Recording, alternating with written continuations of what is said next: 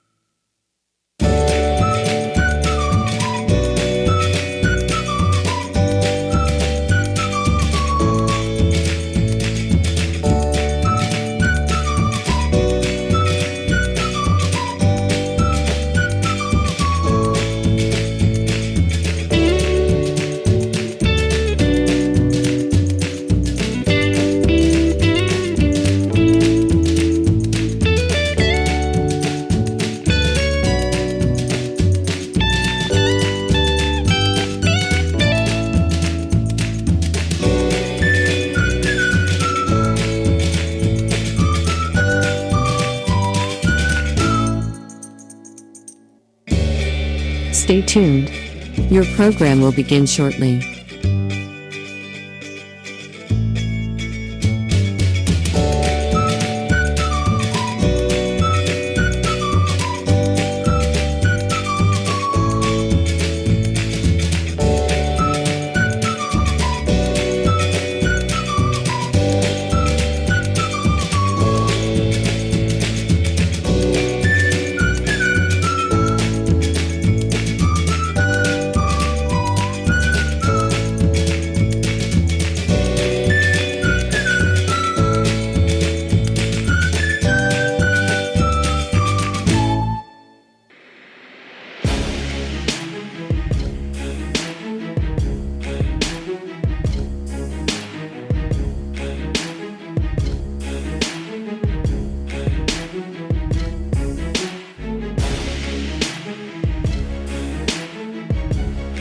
Stay tuned.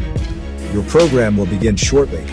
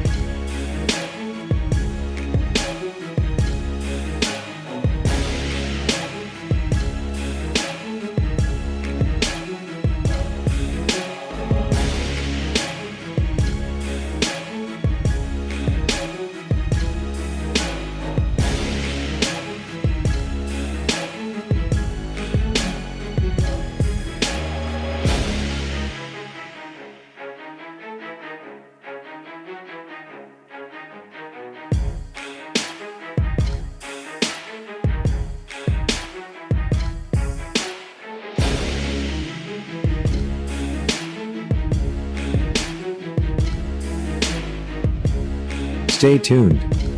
Your program will begin shortly.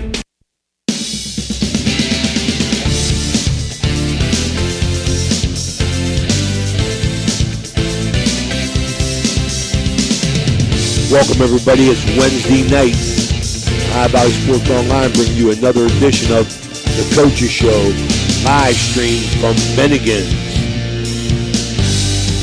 Tonight's Reno Suckart sponsored by Ford Student Maintenance, followed by Andrew Carner, Everhard Bow Funeral Home, Josh Frankie, Toronto Lanes, Eric Meek from right here at Bennigan's, and Mike Colopy from the Friendly Tavern. We welcome in Reno Suckart here. Week 8 of the Ohio football season. Big win over Lindsley, 27-19 hard-fought, physical game, Coach. Defense played well, forced 3 turnovers. Offensive and defensive line was challenged and come through. Well, I hope that both teams learned a lesson that it's called halftime for a reason. It's only half over, but I will say this: that of the 48 minutes, I felt that we dominated 47 of them. We just, you gave up 3 big plays, and that's part of the game. But I was proud of the other 47 minutes the way we played, and honestly, I was proud of the second half the way we played. Not that we played good or bad. It's just that we just kept fighting. Nothing was going our way, but we just kept fighting, and we never let down. We had some mess ups. One was mine. The touchdown going towards the scoreboard. The second one was my fault. I got the defense in too late, but the other 2 just scrambled around. Good plays by the quarterback. That quarterback was good. He was real good. But like I said, I was happy with the way we played. They started the game out 1 for 10 in the air and ended up 10 of 31. And, on 3 plays they got over 300 yards. So, but the rest of the time, I think they got inside our 30 one time and they missed a field goal. And I thought we played a great game. And but like I said, halftime, that's why they call it halftime. Coach, looking at the game as a whole, I really felt and said in the pregame that, considering Lindsley's front 8, which we discussed last week, is very, very good. I thought Kovaleski was a heck of a player. You mentioned that last week. Considering their front 8 as good as they were, they kept the run game kind of in check. So, I had mentioned before the game that I really felt that Aiden Manning was going to have to step up and make some plays. That he would have to be a difference maker in the game, and he definitely was able to do that. The 2 stuck out to me was the 25-yard completion on 4th and 5 that led to your first touchdown, where he hit Isaac Hill, and then secondly, the last score on your last score of the game on that drive when he hit the 25-yard touchdown pass, I believe it was, to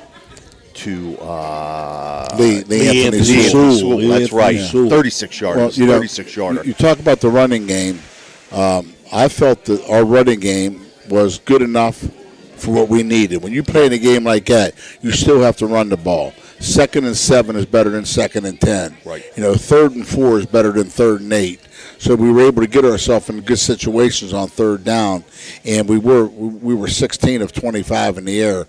So Aiden did do a good job. But you can talk about all that. Our protection was good. Yep. Our protection was really good, and like I said, I was happy with the way we played, and with their 3 plays. Just you got to play. You have to play, and hopefully we learn from that. And I'm sure we did. But when you break the game down, every play, we earned whatever we got. But of the 48 minutes, we played 47 solid minutes. Yeah, that was the other point I was going to bring up about, as far as the offense went. You didn't have the big chunk run plays outside of Isaac Hill's jet sweep, but your runs were effective. They were effective, and when you needed them, especially short yardage situations, you came through and was able to get what you needed to get. So that's 2 weeks in a row when it came down to nitty-gritty time, our kids always pulled through. Like with Park, when it came down to we needed something, we got it. When it needed a stop, we got it. When they recovered that fumble that, maybe it was, maybe it wasn't, I'm not sure. But when they recovered that fumble and brought it all the way back, Kalinowski, 52, had a good play there and brought it back, and we held him to a missed field goal. And so that was a really, really big play for us. Then we came back, got a couple first downs, and then just it went back and forth after that. And but like I said, I was happy the way we played, but I hope we learned something about halftime. Coach, after the half, it was a physical game. Lindsley brought it, and Big Red gave them everything they had. Both teams just played. Absolutely. I talked to a couple of their players after the game, and They have some very, very good players. They're well coached, and it was a great game. And in fact, the only time I got frustrated was on that fumble and and at the end of the game when they got so many plays off with the clock. The clock wasn't consistent, and maybe they did deserve all those plays. I'm not sure, but the clock management wasn't consistent by who was ever running the clock, because it hit 0 a couple times, but the game wasn't over. So I thought that was my only frustration. The rest of the time, I just felt that our players they never let down. They just we had him 2nd and 28. We missed that sack, and that quarterback, he's good. I mean, he's a good player. I'd love to see where he goes to school. And they're physical, they're tough, they're well coached, but so are we. I agree with all that, Coach. Your defense forced 3 turnovers, but one thing that caught my eye in the second half, a lot of penalties, man. Was that out of anger or frustration? I don't know. We had 10 penalties, and 5 of them were pre-snap penalties. So those aren't always good. And plus, we played so many kids on offense. We just got sometimes confused with our packages and our personnel, and we had to use some timeouts. We got some penalties, but. Like I say, in a game like that, every down counts, every play counts, and our kids played hard. And not all the time were we Einsteins out there, but I can say the same for me. I wasn't an Einstein all the time either, and you got to learn. You got to learn, and that game really helped our place in our region. And, I know they're going to win some games, and we're going to win some games. And like I said, as long as we learn about from halftime on, it was a 35-minute halftime. We'll never see that again. But as long as we learn from that as coaches and as players, then we're going to be okay. That's why it's called halftime, and it's half over. Now, Coach, you brought up the situation with the clock. Now, again, I felt that, looking at, because I was keeping a pretty close eye on it. I thought there was maybe 3 seconds left. They reset it to 8. That's a matter of whatever they saw, whatever they blew the whistle. But there was a situation with the play clock as well. They ended up turning off the play clock. Was that because... I thought it was because it was maybe set to the college play clock, perhaps. No, and they didn't catch it. It's 40 for each one. Okay, it's 40 for each team. But were they starting it? Butch just told me that the clock management on the 40-second clock was not what he wanted, so he was going to keep it on the field. Okay, and, we don't have nothing to say about that. That's a decision made solely. But once the game starts, it's in the hands of the officials. Right. Before the game starts, it's the hand administration. Once the game starts, the officials are in charge. And I thought Butch did a good job running the game. But I just think that there was a communication, right? Maybe some type of communication between the field and the press box on the final seconds. But it just made it more interesting. That's all. And we just got to learn from it. We got to learn from it. And I'm glad everything happened the way it happened, because we got so many things that we can teach from that film. And we didn't even show it to the kids till Monday. We gave them Saturday and Sunday off because they were probably as frustrated as I was. But we got there, and I hope we learned from it. Right. There were some really good points both ways. Coach, second time this year you played on a college field, college atmosphere. Whether this is my ignorance or anything, is there any thought going into the game by the staff with the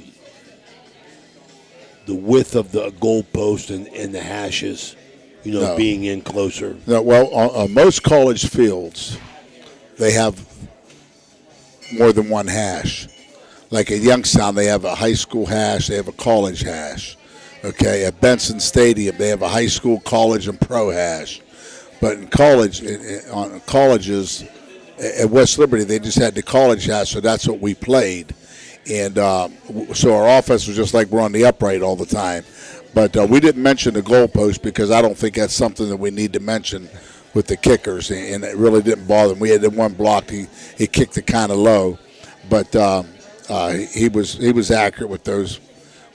And I think I don't know. Some things are worth mentioning, Right. but as long as the coaches know that the hash marks are college hash marks. So when you have a hash mark play, and then you have an upright play, if you know what I'm talking about.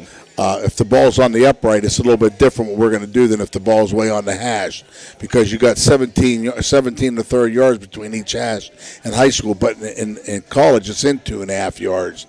So really that short side of the field is now 20 yards instead of 17 to 30. So there is a difference. But I don't think the kids need to know that difference. I don't even think the kicker needs to know anything about that. And really, we didn't even mention any of that to our players at all. Well, you talk about, I'm glad you did, because I want to give them a little bit of mention, because I can't tell you how impressed I am with them the last 2 years. And that is Cole Bowers, the kicker, and that Hayes boy, the punter. I mean, they both got strong legs. I think it's a weapon for Big Red. Hayden, if you saw the second punt, he made the play of the game. That ball was over his head. He went up and grabbed it with one hand and brought it down and punted the ball. And he's averaging 39 yards a punt. So they're really doing a good job for us. And we just got to keep it up. It's helping our defense. 9 out of 10 times they're starting from the 20, and when they're not starting from the 20, I think it's 50-50 from the inside the 20 to inside the 25. I think we've had two or three break good runs, and I think most of those were when we were substituted on the kickoff team. And that's Bowers. Bowers is a weapon on the kickoff, because he's getting the ball to the 1 yard line and in. Yeah. Okay, I'm sorry. We're going to take a quick break. We're going to come back. We're going to talk about this coming opponent here with Coach Reno Suckoch here from Bennigan's, Ohio Valley Sports Online, the Sports Authority. Got a sidewalk that needs replaced, or maybe your roof is leaking? How about some new windows? Who do you call? Fort Steuben Maintenance, that's who. Commercial or residential, they can handle most any project, big or small. They also do new construction and renovations. So get a free estimate by calling Fort Steuben Maintenance today and get them started on your next project. 740-283-4890 for Fort Steuben Maintenance. Thanks, Fort Steuben Maintenance, for sponsoring Big Red head football coach Reno Suckoch on the Ohio Valley Sports Online Coaches Show. You're listening to Ohio Valley Sports Online, the Sports Authority, bringing you the best in local sports, high school as well as college. Subscribe to us on our YouTube page. Check us out on Facebook as well.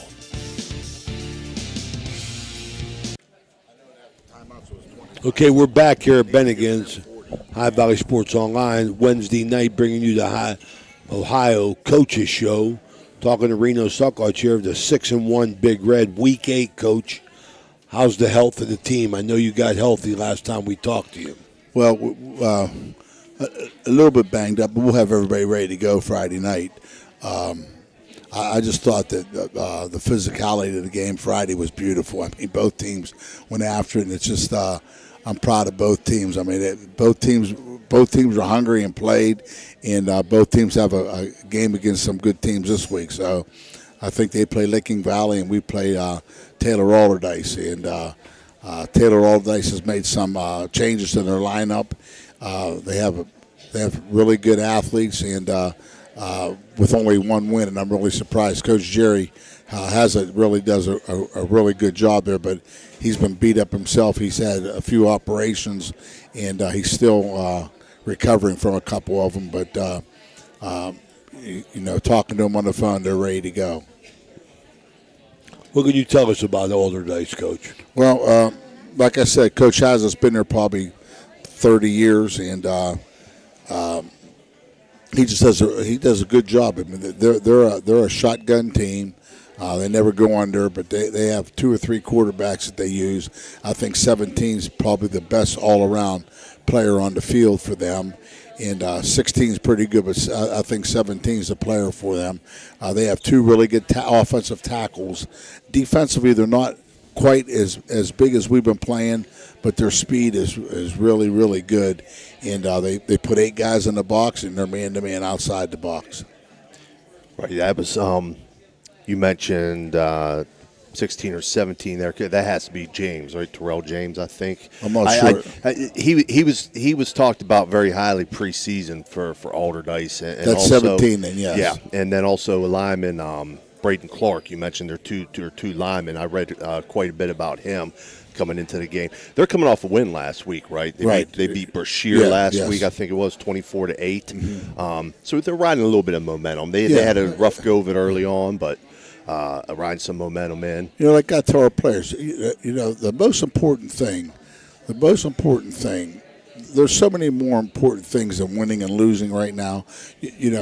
As a team, and we're getting better at this, you got to respect the game of football. I mean, like I told our kids today, the football gods get even with you. When you get on one of your teammates, the next time you're ready to catch a pass, you're going to drop it.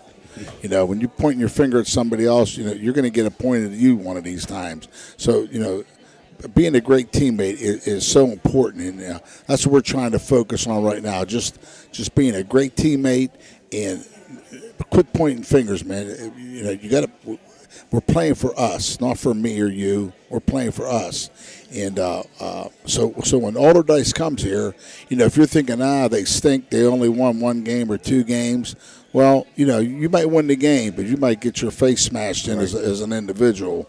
I just want our kids to respect the game of football, respect your opponent, and play your butt off for 48 minutes, and that's all you have to do.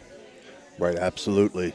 Yeah, in a situation like you said, they got athletes. They got guys that can be game breakers. So, if you're resting and not taking it seriously, next thing you know, you're in a dogfight with it. You just can't relax. You can't relax. You can relax when you're off the field, but when you're on that field and you're one of 11 guys, there's 10 guys counting on you, and you just gotta play with.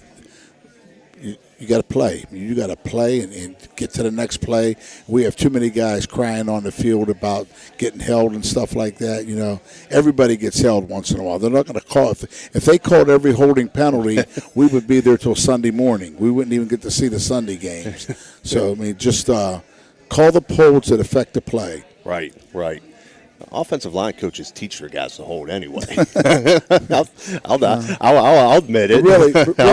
Really, though, as an offensive line coach, you should be teaching as long as your hands are moving and your feet are moving. Yes. If your feet are moving, your hands are moving. Your feet stop, your hands are going to stop. Right. Even when you're blocking that edge, if you stop your feet, you're going to grab. If you keep your feet moving, then that guy has to react to you, and it's the back's job to react to that reaction. If I'm blocking a guy and he slides to my right, that back better be cutting it back inside. If he slides inside, the back better be cutting outside. But the best thing I can do is stay square. Keep my feet and stay square.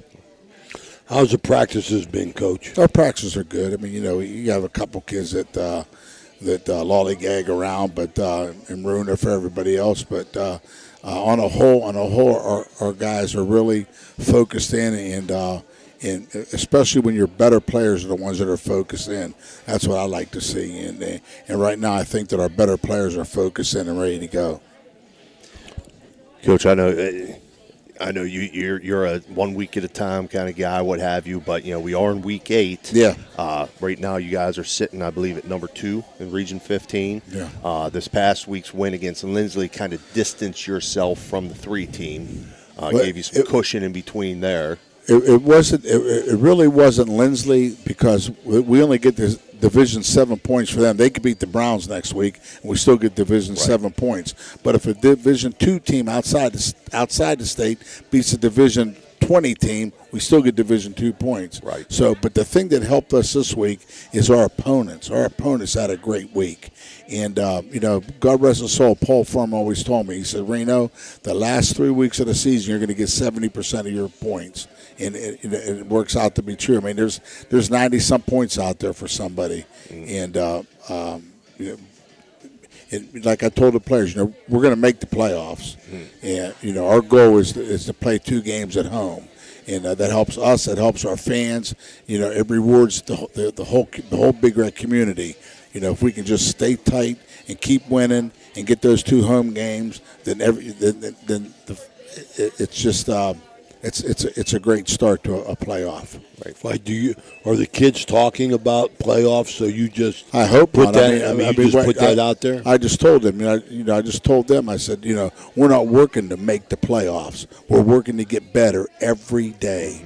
We want to get better every day. We're in the playoffs, so don't even think about that.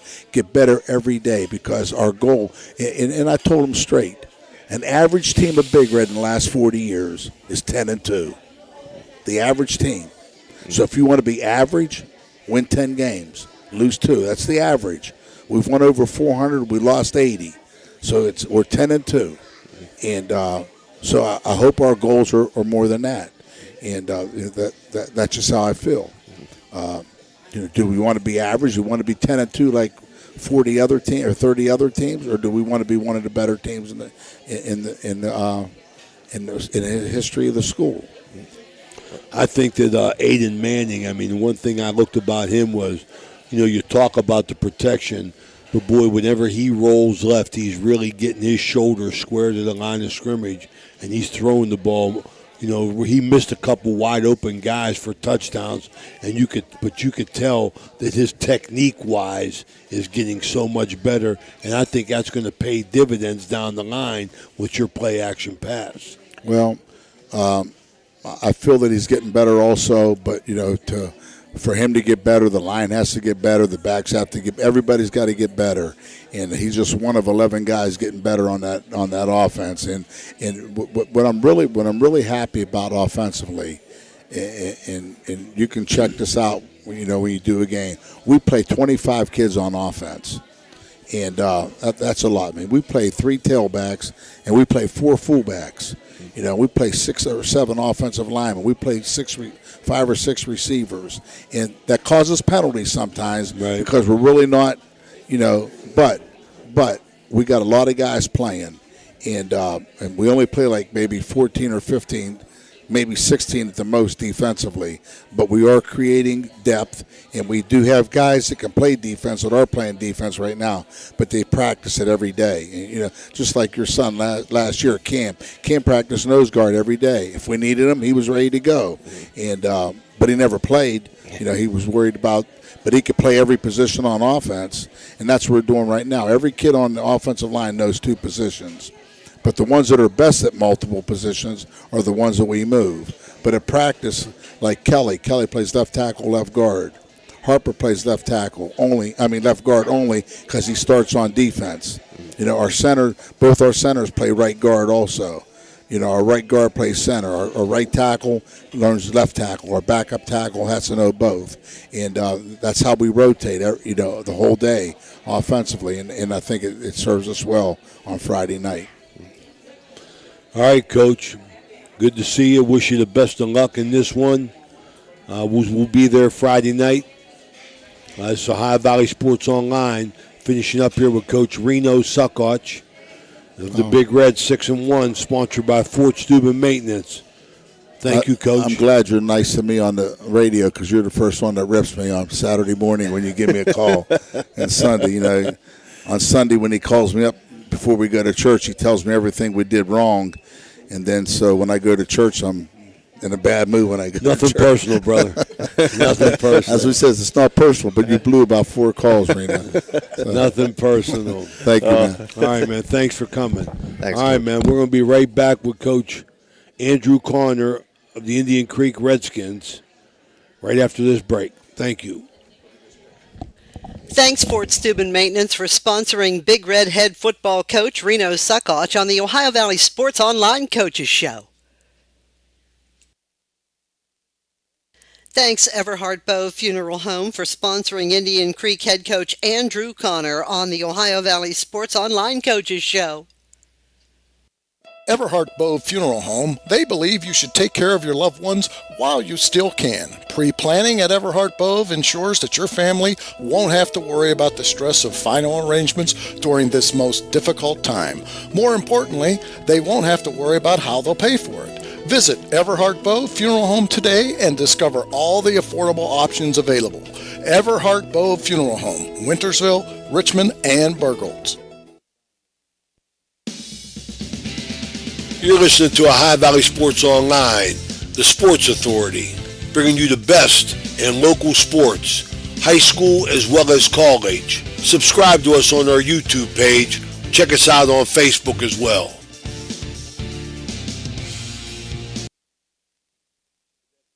Everhart Bow Funeral Home, they believe you should take care of your loved ones while you still can. Pre-planning at Everhart Bow ensures that your family won't have to worry about the stress of final arrangements during this most difficult time.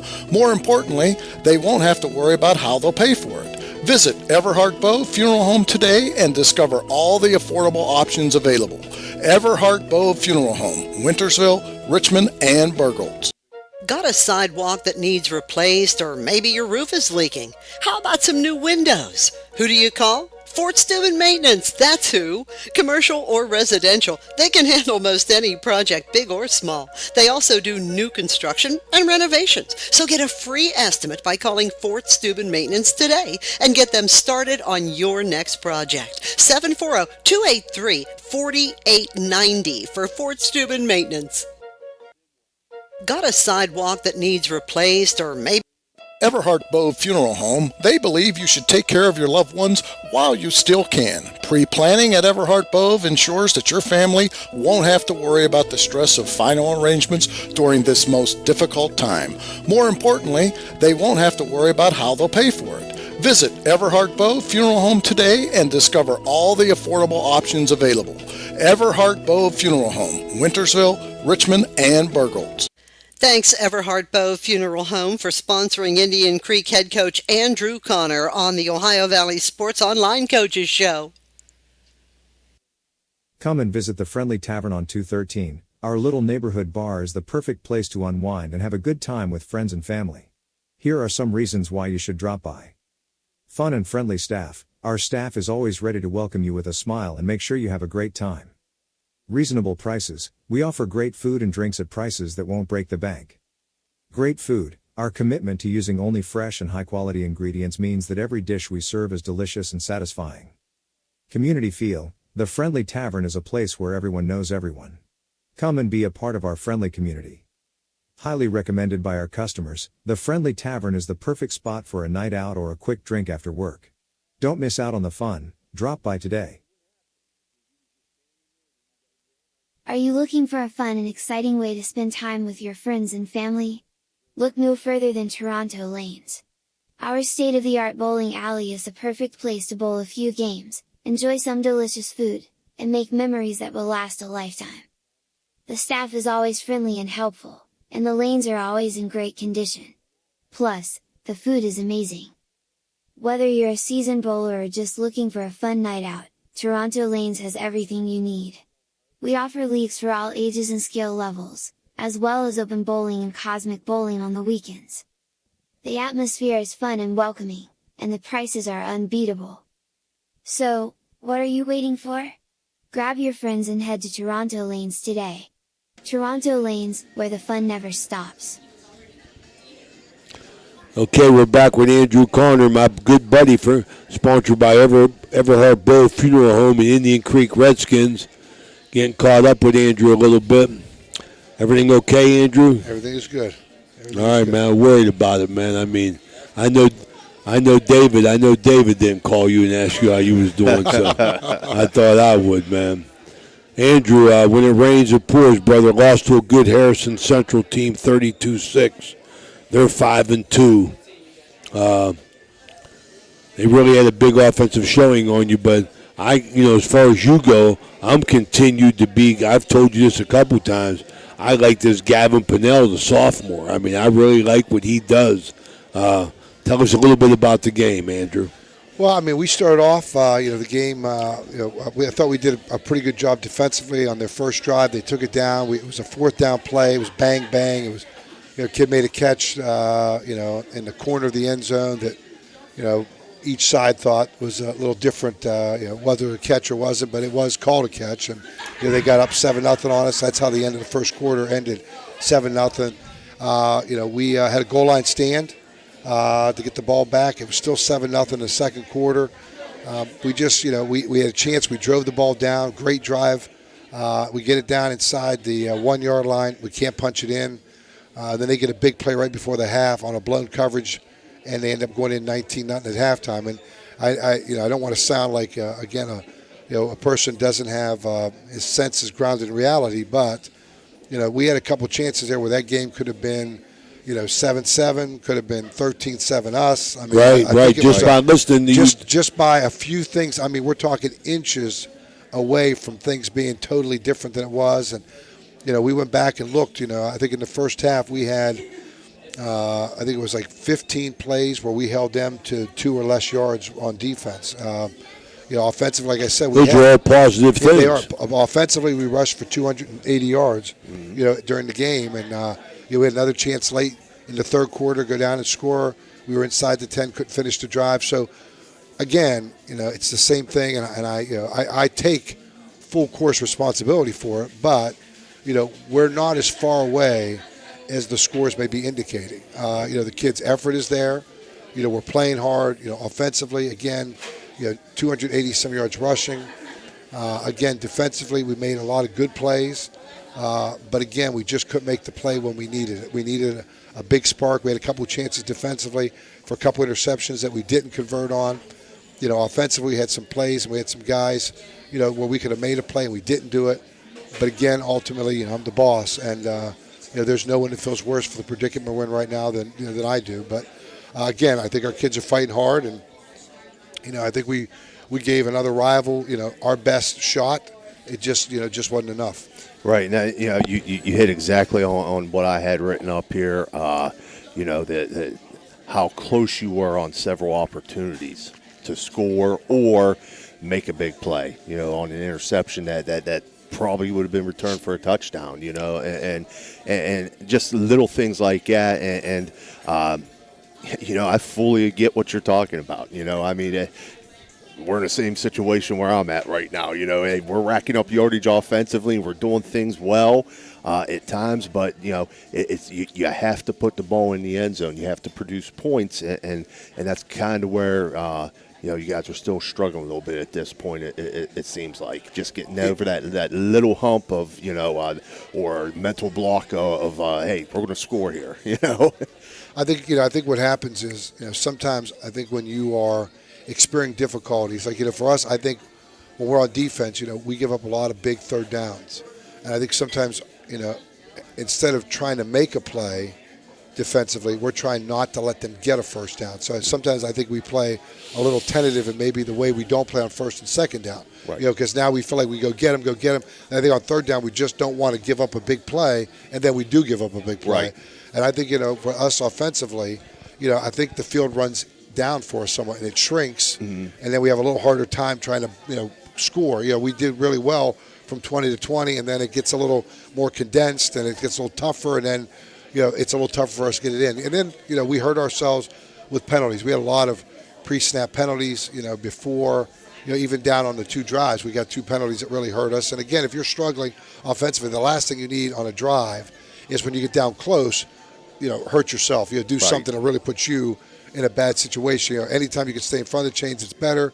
Going behind the chains when you're still struggling and you're a little inconsistent doesn't help anything. So, right. But again, no shirking my responsibility. I mean, I told the kids, this falls on me, and we're going to keep, plugging away at it. And I think again we had a good week of practice this week, and we tried to work on the things that we're not working, not doing well. A lot of it was pre-snap recognition on defense. We misaligned a little bit at Harrison, so we worked on that this week. Offensively, it is no pre-snap penalties, trying to make sure we finish our drives. Maybe work a little bit more on misdirection, offensively. So, the things we know we're messing up on, we're trying to implement and work on at practice. Right. Andrew, coaches got a good pulse on their team, and what you're talking about right here. Do you sense that that because of the losses and the frustration, do you sense your kids tightening up in these situations? You know, I'm going to be honest with you. I thought, again, watching the work that we have done, you know, I thought Friday's game at Harrison was one of our better games all year.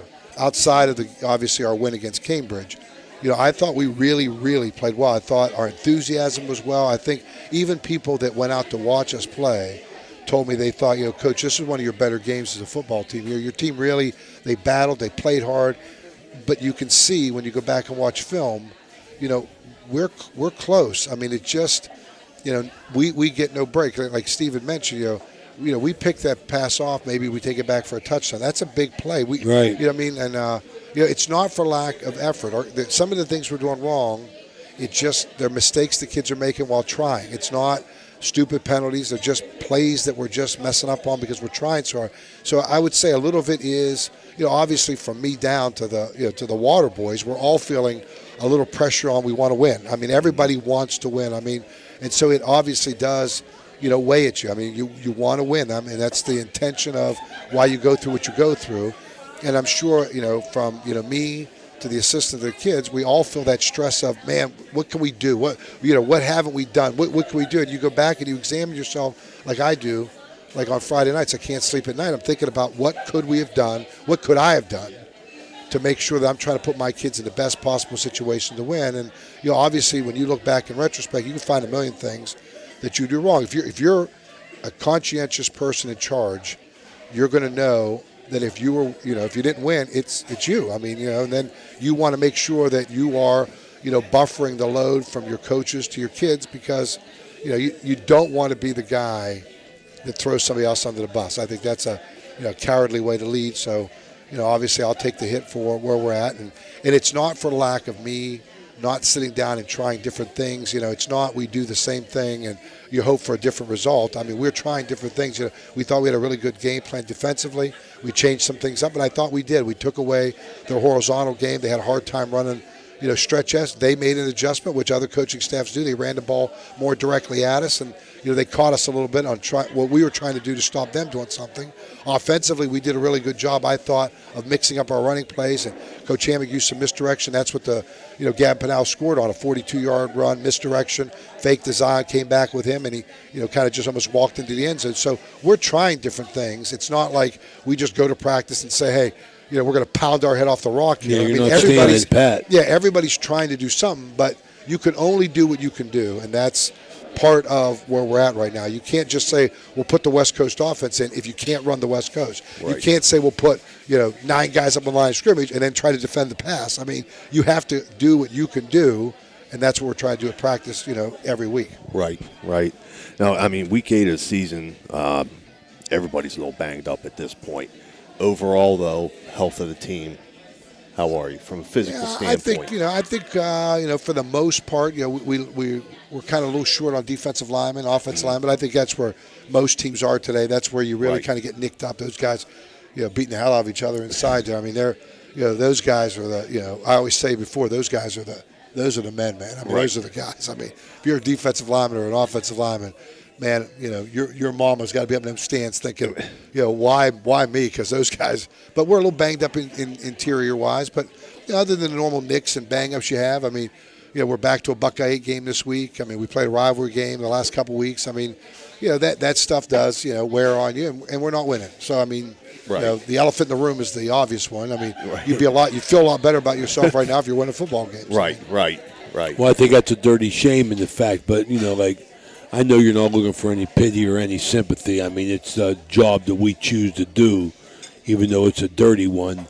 But, you know, the frustration builds up on you. The kids get frustrated, but they're still playing hard. The coaches are frustrated, and they're still coaching. The fans are still coming out. So, you know, like, I just think you got a lot of near misses, like you talked about, or, you know, at the beginning of this conversation. And I think that tends to build more than anything else because, you get that attitude. My God, they get that call in the end zone. Oh, we dropped this interception, and that's the things I worry about, because I think the kids bounce back better than a coach. Coaches tend to carry it a lot more than kids do. Kids are resilient. We aren't as older people. It's probably true. I mean, kids know that they're going, they play, and they can kind of they can kind of take it and move on. Whereas a coach, I mean, you're in charge, so it's harder for you, because I think you think about, the last thing you want to do. I think every coach would say this, and both you guys coach. You don't want to let anybody else down. You don't want to let your kids down. You don't want to let your coaches down. You sure don't want to let your district down. That's the biggest disappointment that's that you the hardest deal with. thing, It is. It's I agree very with difficult. you on that. I mean, people think, well, you could say this about him or do this, and that stuff doesn't bother me at all. Like, I could care less what anybody thinks on the outside looking in. That's when you get to the, as long as I've coached, that stuff is irrelevant. I mean, anybody has an opinion that makes them a genius. I mean, so I know there's a lot of geniuses running around out there. I got a lot smarter since I've been doing this. And there's a lot of geniuses out there think that they know something, or they have their opinion of something, and that's super. Where you get as a head coach, though, is you just don't want to let your coaching staff down. You don't want to let your kids down. Yep. And the last thing I don't want to do is let our school district down. And those are the things that eat at me. I mean, the guy in the third row, that's up there screaming, or the guy that has, those muscle memory keys that he's typing somewhere or doing something. Right. Those guys I could care less about. But the kids are the ones I worry about. When I see disappointment in their eyes after a football game, that's what is probably the hardest thing in coaching, is when you go back into a locker room and you have to address your kids, and that they're giving you what they got. It's just things aren't going the way you wish. Right. Whether it's just the luck of the game or the execution of the game, but it's not for lack of effort or trying. That's a tough thing on a coach. That really, when you look at those eyes looking back at you, and you can't make things right, that's the tough thing. And that is what weighs on a coach. I mean, absolutely. Take it personal. It is, because you don't want to let them down, because they're giving you so much. They're with you. They're fighting for you, and you want to show them that, hey, I got your back, and I'm fighting for you, and that's the toughest thing. That's been the hardest thing through the 6 games, is, looking at them after a game knowing that they wanted a different outcome. You wanted a different outcome, but you couldn't get that outcome. That's a tough thing. Right. All right, man. We're going to take a quick break here with Andrew Carner, Indian Creek. This segment sponsored by Everhart Bow Funeral Home. We'll be right back. Talk about this coming opponent, Beaver Local. Everhart Bow Funeral Home, they believe you should take care of your loved ones while you still can. Pre-planning at Everhart Bow ensures that your family won't have to worry about the stress of final arrangements during this most difficult time. More importantly, they won't have to worry about how they'll pay for it. Visit Everhart Bow Funeral Home today and discover all the affordable options available. Everhart Bow Funeral Home, Wintersville, Richmond. Thanks, Everhart Bow Funeral Home, for sponsoring Indian Creek head coach Andrew Connor on the Ohio Valley Sports Online Coaches Show. Everhart Bow Funeral Home, they believe you should take care of your loved ones while you still can. Pre-planning at Everhart Bow ensures that your family won't have to worry about the stress of final arrangements during this most difficult time. More importantly, they won't have to worry about how they'll pay for it. Visit Everhart Bow Funeral Home today and discover all the affordable options available. Everhart Bow Funeral Home, Wintersville, Richmond, and Burgolds. All right, Stevie. Okay, so this week you return home to take on Beaver Local. They're currently 4-3. They come in after suffering 2 consecutive losses. Their wins have come against Salem, 41-20, Jefferson area, 43-0.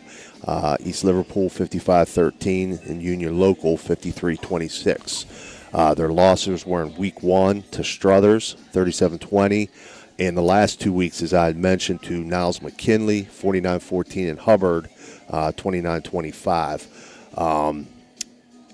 Head coach Mike McKenzie, you're very familiar with him and his systems and what he does. They're led by Austin Klein and Cade Curran. What can you tell us a little bit more about the Beaver local Beavers? Well, one, me and Mike go back for a long time. I mean, when he was at Edison and then Weirton, and now he's at Beaver Local, and I think the world of him. He's a good friend of mine in coaching, and we talk often, and I think he's done a great job building Beaver Local's program up. He's one of those guys that offensively, he'll give you a lot of things, and he'll sit there and he'll wait for you to do something, and then if you overdo something, he's going to go back somewhere else. And Mike does a good job getting his kids up to line of scrimmage in the sugar huddle. Does a good job with no snap. He's just a good coach. I mean, and he's going to put his kids in the best possible situation. Their quarterback, Austin Klein, is the real deal. I mean, he can run the football. He can throw the football. He's being looked at, and he's a good quarterback. And their offense is built around him. Which if I had a kid of that nature, you build you build your offense around him. And so going against him, and over the years, he runs a base part of his offense, which is probably 70-80% that I've seen over and over, and then he puts in the stuff he needs to put in week by week. So for us defensively, our biggest thing is we got to be able to figure out what formation he's in. He runs a lot of formations to try to give himself the best advantage, and we've been working very hard not to put ourselves in a situation where we can't set the edge or we're outflanked, where we give them an advantage. So we've been working very hard on that and making sure that we then don't just let him dictate to us. We're going to try to do some different things where we change our fronts, change our blitzes, change our coverages, so he just doesn't sit there and say, okay, this is what they're doing. Right. And all of a sudden now he gets into a good rhythm, and once he starts calling plays in a good rhythm, that's not good for us. Defensively, they run a 4-3. They've done other defenses with him. He's been a head coach, but their 4-3 is very good. They got three very good linebackers that come downhill. Their secondary will play mainly man on the outside. They're going to put those three linebackers and bring them down. They will every once in a while put one linebacker out if you give them something where you break formation, and then it'll be like in a 4-2-5. But they're pretty consistent in their 4-3. Don't blitz a lot. Play sound football. They've played a very good schedule. Their schedule is very, very good. That 4-3 is a little misleading because they've played those three losses were against quality football programs from up around the Youngstown area. So, he's getting himself, he put a schedule together to get himself ready to see what he could do in the playoffs. Right. That was the point I was going to bring up. You don't see them playing, very many local teams. They have East Liverpool there and Union Local, but everything seems to be north, like as you said, up in the Youngstown area.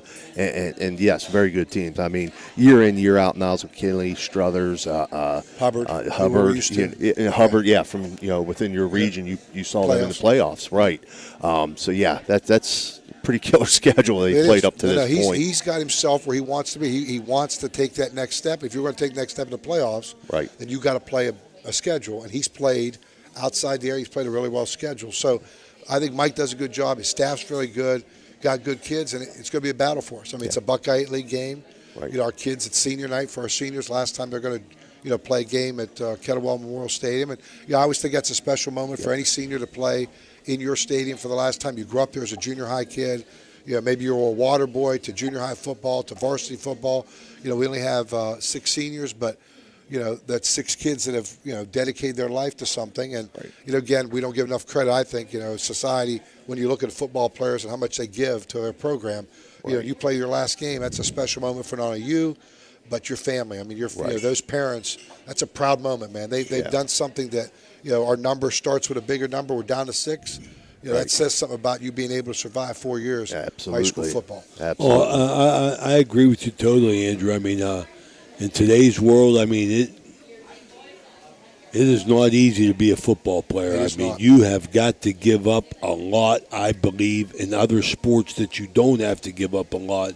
But in football, you do. Can you name them 6 seniors? Because I agree with you. Really, really happy that it's senior night for you. That's going to be extra motivation. Your team's going to play for those seniors. We have Fred Lehman. We have Anthony Pyatt. We've got our quarterback, Zach Byard. We've got our defensive back and wideout, and Paul Major. We've got Josh Grimshaw. And then we have one senior who, because of the rules on transferring, Jason Hills couldn't finish out. He played the first 5. He's on the team, but he just can't play anymore. Andrew, I didn't realize that you only had 6 seniors. I mean, so you're getting you're taking these whippings with younger kids, you know, and that impresses me even more because I look at Catholic Central. I mean, like they got their brains beat in for 3 years, but now all their kids are seniors. You know what I mean? Well, we have one more. Timmy Christian plays defensive end for us. So we actually have 6 playing and 1 who's out. So that's what I want to get to. 6 are playing, 1 is out. So there you go. Well, I appreciate you recognizing those kids. Those are great kids. And you know what? And here's another thing. This has been a tough 3-year stretch for us. Yeah. You know, it's easy to say, the hell with this. Yeah. You know what? I don't need this no more. I got better things I could do, and they haven't done it. They Right. battled. You know, they've been good kids. They've tried their best to be good leaders. It's difficult being a leader when things aren't going well. Okay, that's the tough part. Yeah, everybody's leading. Right. You know, if you're 6-1, I mean that's not very difficult to be a leader at 6-1. You know, even a head coach at that point may crack a smile once in a while.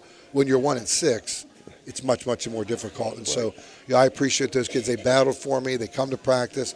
You know, they want to turn the program around. They want to help finish this thing out, see if we can't get some W's down the stretch here, and then turn it over to, you know, next year's senior class. And so, you know, I value that. I appreciate that. And, you know, that's one of the things as head football coach. You look at your kids and you see them battling for you at the end, and things aren't going well, man, that makes you feel good inside. And, you know, I'm very lucky and very appreciative of how hard those kids have worked for me.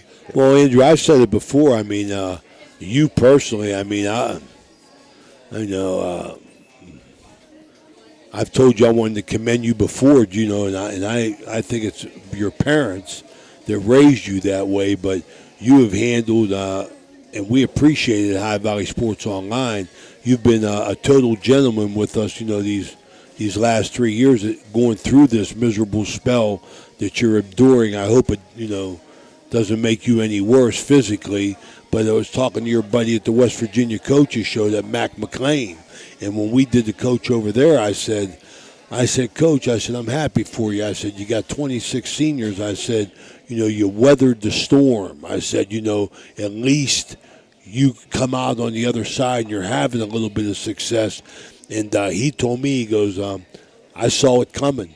He said, you know, when you're coaching, he says, you can look at your talent and you see whenever it runs out and things to that effect. Well, you're playing these younger kids. Do you see it coming, Andrew? Do you see better times ahead for this group of kids? Is the talent there, do you believe? Well, here's the thing. I think any coach who's working with his kids, I mean, would be kind of a fool not to believe in the optimistic part of this. I just feel like our kids, those juniors, sophomores, and freshmen I have, you know, there is talent there. They have a good work ethic. You know, we need to, like I said, somehow flip this, you know, somewhat. You know, get something here where we can build off of that. That's the biggest thing I think any head coach would say in any sport. You need something positive to build a next step up. We're just struggling right now because we're going through the positive to negative to positive, negative, and then at the end we have more negatives and positives in a game. We need something where we have more positives over negatives. I think the kids below, the juniors and sophomores and freshmen, they want to win. You know, they're doing everything they can to win. They practice hard. They do things. I mean, so I feel optimistic on where the program's headed. You know, I know that, you know, if you watch us play, you don't say, hey, those kids aren't playing hard. That would be the break my heart part of this. Right. You know, yeah, I've been head coach for 21 years. And, you know, we had a really good run there of 12 years where, you know, we were in the playoffs and had winning seasons. And, you know, to see this part of it, you know, it's hard for me. But it's harder for me because I wish those kids were experiencing what the kids who had played for me before had gone through. The success. Because that's the hard thing. You know, they're working hard. Those kids before worked hard. I just wish the kids I have right now were experiencing the success of those other kids when they were making the playoffs and, you know, we were winning 7, 8, 9 games a year. I feel bad for them because, you know, they're putting in the effort, and I wish there was something I could do more. And believe me, I've tried just about everything to get us to that point.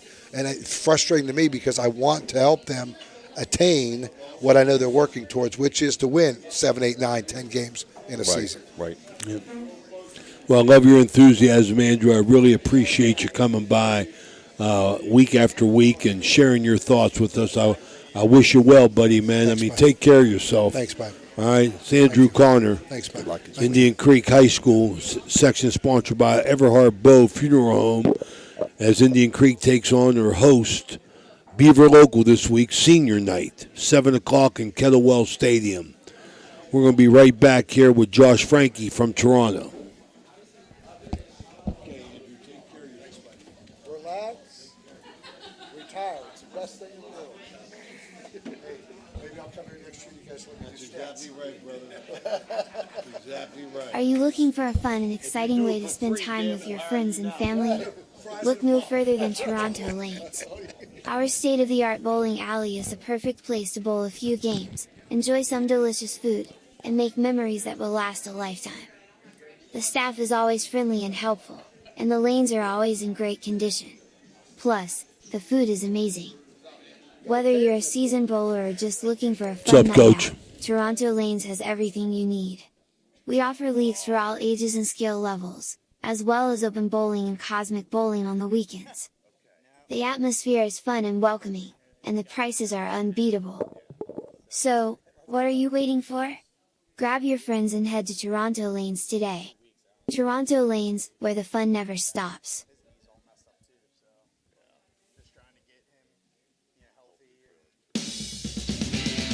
You're listening to Ohio Valley Sports Online, the Sports Authority, bringing you the best in local sports, high school as well as college. Subscribe to us on our YouTube page. Check us out on Facebook as well.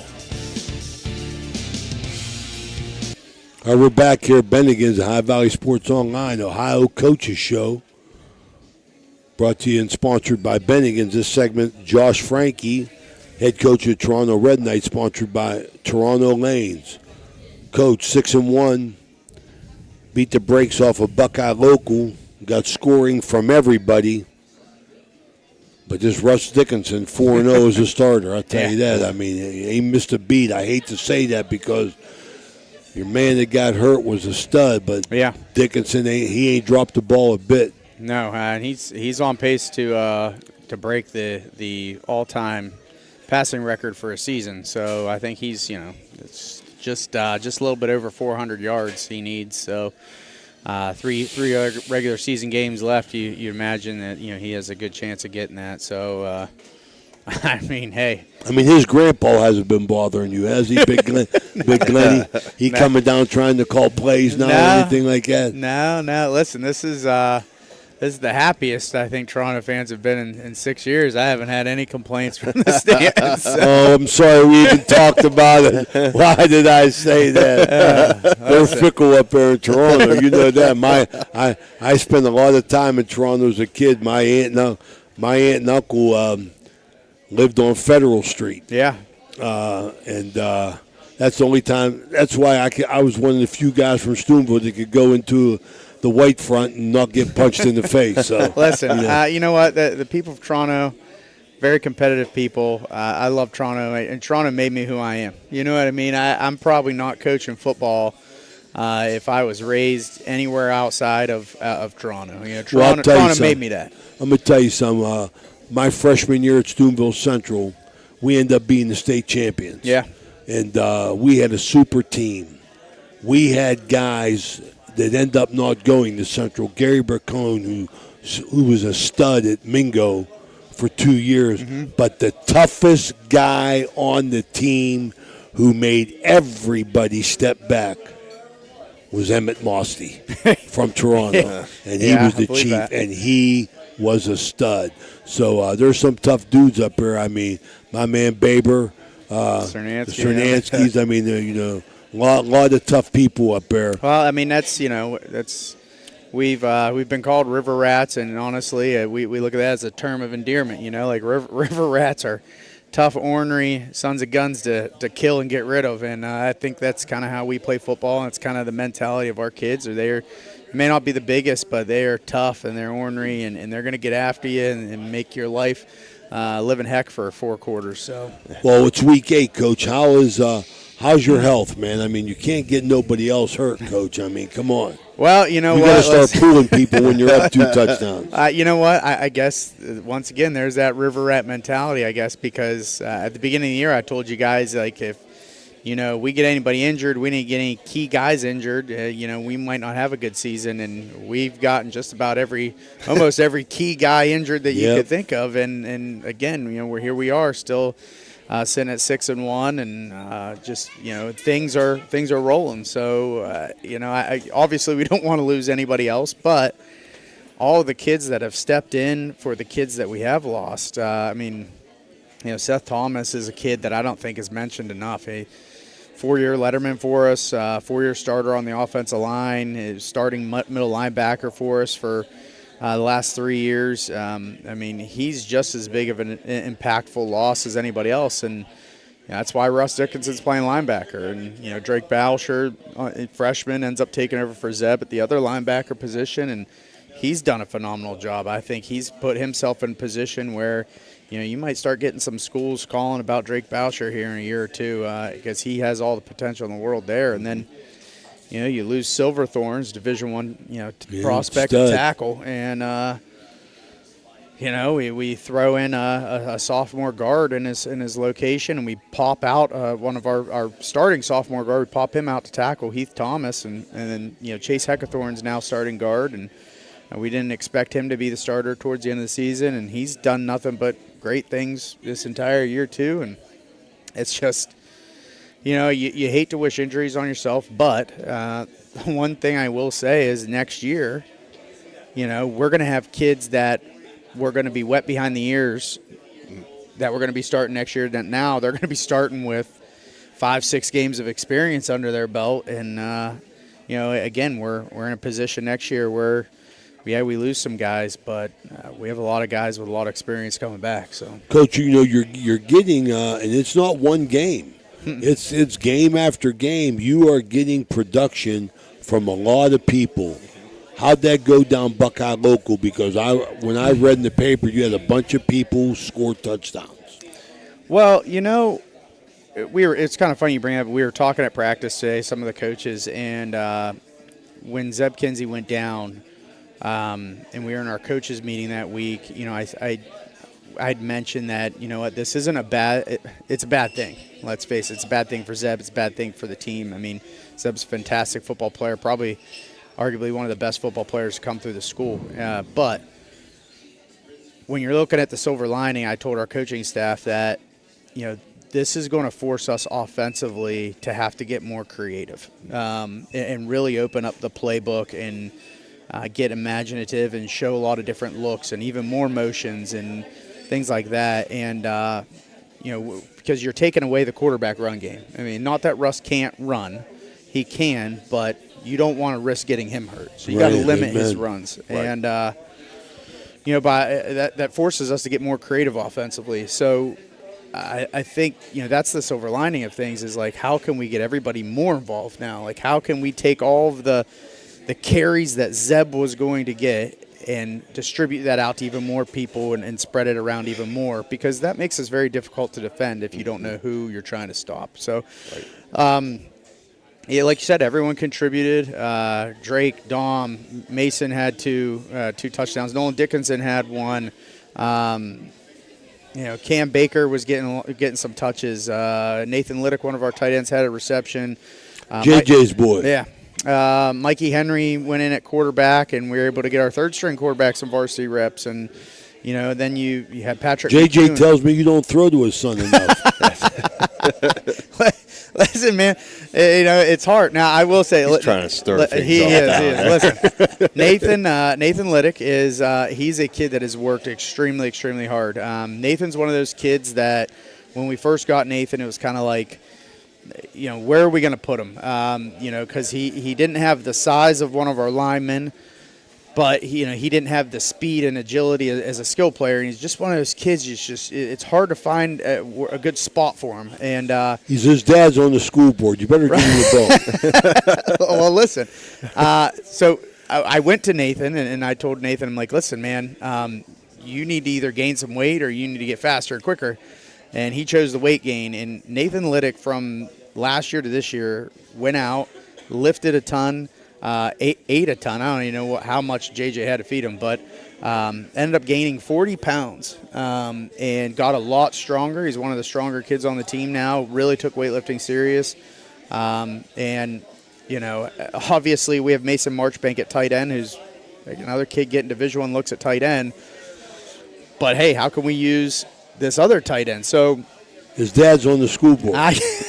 So, listen, my point being is we use a lot of double tight packages where he goes in. He's a fantastic blocker, and like I said, we're trying to spread the ball around, and we had some plays to get him the ball last week, and he ended up getting a reception, and one. Hey, we're working. We're contract you on. We're working, man. Of all the formations you run, though, Coach, I do love that double tight. Yeah. When you give somebody 8 gaps to defend, It's I hard. say that all the time. Whenever I see a team come out double tight, you know, especially if you go double tight, double flanker, 2x2 with that, it's so tough to defend. One of my favorites that we run, and we haven't run in a couple weeks, is we go double tight, and it looks like an empty. We put our little Spencer Board, our fullback in, and he's playing as an up back, so it's double tight with an up back, and then we have Baker, flankered out, and we have Dom flankered out the other way.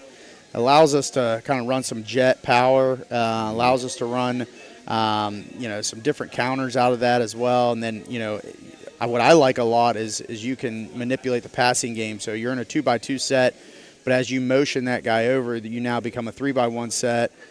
But then you can also use that fullback to kind of motion him out of the backfield and get into some other you could get into 4x1 look if you really want to. Right. And it's just, I think it creates a lot of problems for defenses. Yeah. You have multiple gaps, but when you're in that empty look, you also have to cover all those receivers. And Right.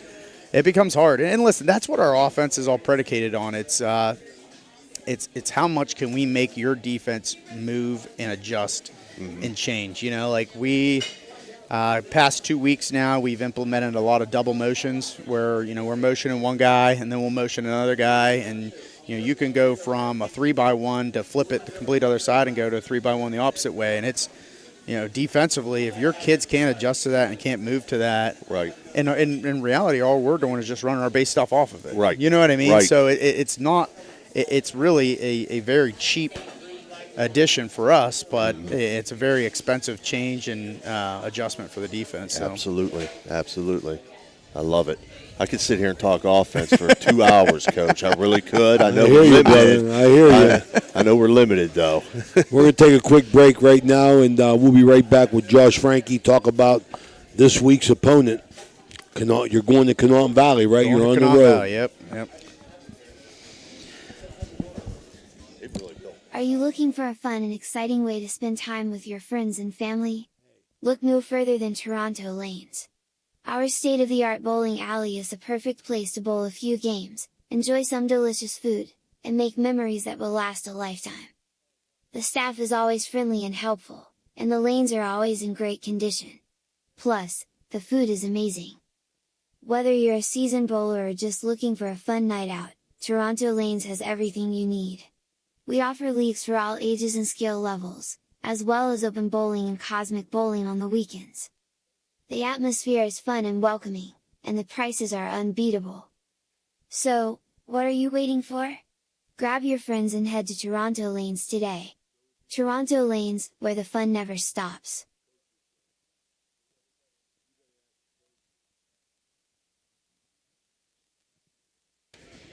Okay, we're back here at Bennigan's, Ohio Valley Sports Online, the Sports Authority, with our Ohio Coaches Show here. We're just take it over to Stevie Daly now. All right, so Canton Valley, you're on the road. You're there. They're 4-3. Their wins have come against Tuskegee Central, 48-0, Strasburg, 20-14, Bridgeport, 46-39, and last week versus Frontier, 33-8. Their losses have come to Malvern, 28-0, Newcomerstown, 52-20, and Caldwell, 51-8. Those losses have come to teams that are combined 17-4. Yep. They're led by quarterback Zach Putman, who has thrown for 1,126 yards and 14 touchdowns. His top receivers are Brooks Bauer with 32 catches and 7 touchdowns. Camden Wright, who has 30 catches and 6 touchdowns. Their rushing attack is led by the Smiths, Noah, has 637 yards and 5 touchdowns, so he's averaging about 106 yards a game. Luke Smith, I don't know if they're brothers. I know one's a senior, one's a junior, I believe. He has 70 carries for 318 yards and 3 touchdowns. So they seem to be a slightly more passing team, but they're also very effective and efficient rushing it as well. Yeah. Your thoughts? They give you a couple different looks. They'll give you some spread stuff. They give you a double tight look. They'll give you the pro style formations where you have a fullback and you have tailback in. They'll go under center into the eye, or they'll go, into a gun look with an up back sidecar. So they give you different looks, and again, it's one of those things where defensively you need to make sure that you're aligned properly and gap sound and all of that kind of stuff, and your coverage principles hold up based off of what they're trying to do. So, coaching me, I go after numbers. I don't go off of names, but like number 21's I would assume is their leading receiver. I'm actually really impressed with him. He's 5'10", 175 pounds, but he can catch in traffic. I mean, he's got sticky hands, and he presents a problem because he can catch despite being covered. Right. Tailback number 5. I mean, he runs hard. I mean, he's a tough, hard-nosed runner. And then up front, they got some big guys. They have on their offensive line, they got 3 guys over 300 pounds. So I mean, they're big up front now. The downside of that is they only have 18 kids. Right. So they remind me a lot of almost like we're at Madonna. Like they have a couple skill guys that can hurt you. They got some big guys up front. But again, here we are. Now we're playing a Division 7 team that's 4-3. That's in our book. That's very different than playing an Edison or a Buckeye Local or an Oak Glen or a Weirton. You know what I mean? So, I guess now this week we're going to test the theory if, hey, playing these bigger schools really do prepare you really well to play schools that are your size. Because the next 3 weeks we have 3 Division 7 opponents. So. Right. That's a good thing, Coach, and I think that your schedule bodes you well moving down the field. Stevie made a comment when we was out doing the Edison game that I've repeated and I watch. I mean, what was Toronto thinking when they were on the sidelines, looking across the field and seeing a Division 5 team, with 63 kids on the team. Now I think in reality, teams Canal Valley with 18 kids got to be looking across the field, and they got to be saying, here's Toronto, who's played up and done well. So I think that comes into play. That passes, the look test, the eyeball test. Well, and listen, I mean, when we get, if we get into the later rounds of the playoffs and you play teams like New Middletown, Springfield, or you're playing a Dalton, or you're playing, Lucas, they're going to have 60 kids, despite being in Division 7. They're going to have 60 kids on our sideline. So our kids better get used to it early on, But then you also have that aspect of think back when you were a little kid. When you're a little kid. And let's say you're playing pickup basketball. If you're playing pickup basketball with the older kids, you're not going to do very well, and you might struggle. But guess what? When you go to play kids your own age, you're going to be better because of it. Now, on the flip side of that, yeah, it's really fun to go out and play against a bunch of younger kids that are smaller than you, and you can beat up on them and look like an all-star. But in reality, what's that really doing for you in your skill level? Is that making you any better? No, it just makes you look like an all-star against some average talent little kids. So, given the choice, we want to play the bigger opponents that are going to make us work, get us better. You know what I mean? And that's kind of the mindset that we have, and that's kind of how we prepare for the postseason is, hey, let's see some adversity and some competition early, because when you get into close games like we were in Edison game, you're not going to just cruise through our region. Our region is one of the toughest in the state of Ohio, and you're not going to cruise through. And you're going to be in some tight games, and your kids better be prepared to win those tight games because if it's the first time, what's that famous saying? You don't really know a lot about yourself until you get punched in the face. Right. It's like you better have been punched in the face before you get to the playoffs and know how you're going to respond, because if not, it's not going to bode well for you. Right. How much you talk about, if any, Coach, have you addressed with your team about your future, finishing strong in the playoffs? Every day. And again, we've talked about a lot of coaches shy away from that. Listen, our kids know that right now they're in first place in the OVAC standings. That is a goal of theirs. We know that every week matters. We have an OVAC opponent this week, we have one next week, and we have one week 10. And if you want to win that title for the first time, hasn't been done in 25 years in Toronto.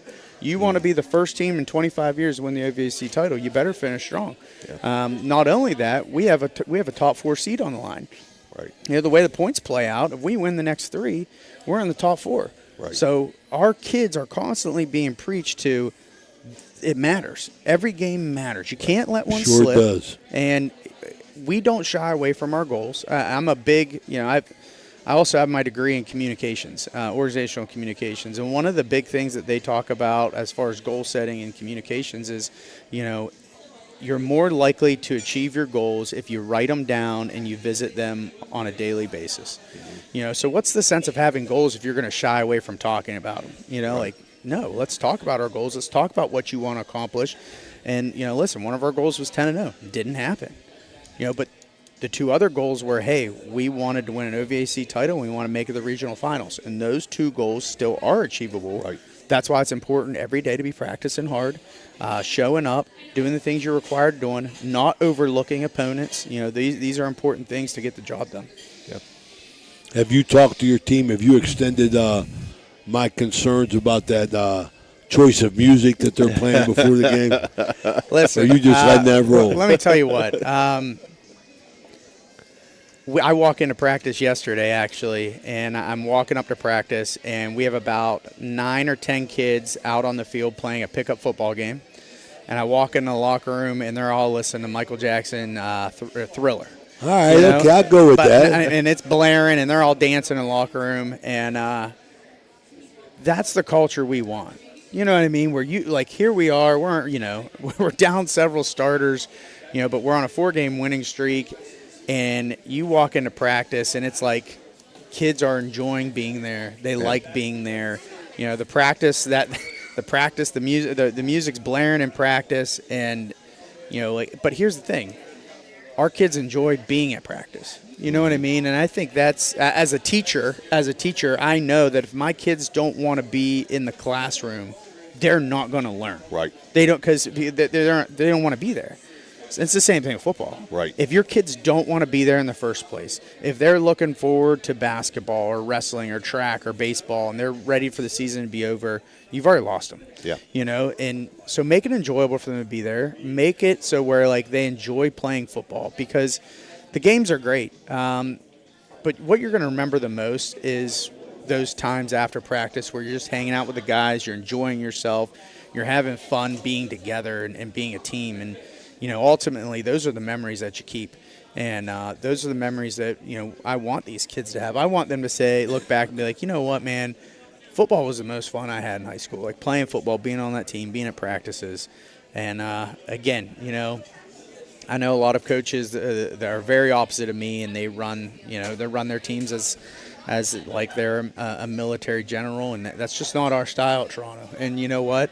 It works for us, obviously, and the kids know when it's time to strap up and go to work, and they know when they can let back and relax and have some fun, and that's how we coach it. There's a long time ago I tried to be that guy. I'm a huge Bo Schembechler fan. I tried to be that Bo Schembechler where I'm yelling at kids and screaming at them, but at the end of the day, that's not me. That's just not my personality. That's not who I am as a person, and the kids knew that, and it didn't work for me. And the moment I let go, and I enjoyed being at practice and being around the kids and being their coach, is the moment that things started to change as far as my record, the way my teams were performing. It was different, and I think you got to be, as a coach, you got to be genuine because the kids know, the kids can see that. All right, Coach. This is Josh Frankie. He'll be coaching 3 more weeks at Toronto. We'll know about after that if he don't get that ball to JJ's board. So we're going to move on from there, brother. And Coach, we wish you the best of luck, Thanks, man. And we'll see you next week. And thanks, man. I'll talk to JJ for you. All right, it's High Valley Sports Online, the Sports Authority. We'll be right back with Coach Eric Meek. Way to spend time with your friends and family? Look no further than Toronto Lanes. Our state-of-the-art bowling alley is the perfect place to bowl a few games, enjoy some delicious food, and make memories that will last a lifetime. The staff is always friendly and helpful, and the lanes are always in great condition. Plus, the food is amazing. Whether you're a seasoned bowler or just looking for a fun night out, Toronto Lanes has everything you need. We offer leagues for all ages and skill levels, as well as open bowling and cosmic bowling on the weekends. The atmosphere is fun and welcoming, and the prices are unbeatable. So, what are you waiting for? Grab your friends and head to Toronto Lanes today. Toronto Lanes, where the fun never stops. A pioneer of casual dining, Bennigan's is internationally known for its unique neighborhood vibe and exceptional chef-driven food. Come to Bennigan's on University Boulevard to stir up a great memory. Come for happy hour Monday through Friday from 3 to 6 p.m. and get $1 off draft and bottled beer and $1 off signature cocktails. Grab some bar bites too, only $5 from 9 p.m. to close. Hey, are you a soccer fan? Check out the schedule of English Premier League soccer games. Bennigan's even has delivery service, and the number to call, 740-792-8080. You got a friend at Bennigan's.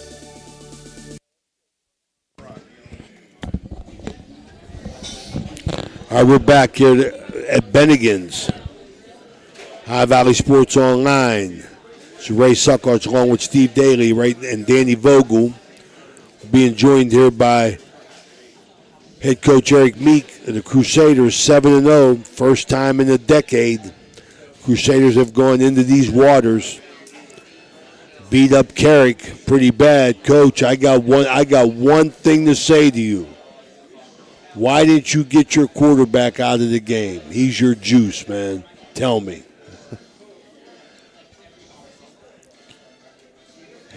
I think all he did was hand off, didn't he? Yeah, he did. He only did hand off. But, I'm saying to myself, he's the juice. He's getting the ball 33 times a game. I want him. Well, he was under center. Yeah. He was handing off. I was thinking what you were thinking. I was very, because I'm going to tell you something. This kid, I am so impressed with him. You gave him a chance to throw the ball. I think that you were preparing for maybe this show's getting tougher by the week, huh? No. I don't ask the tough questions. Danny Vogel tells me all the time, you got to ask the tough questions, Raymond. I said, I'll ask everybody the tough questions except Reno. Okay. No, you're right. I probably should have.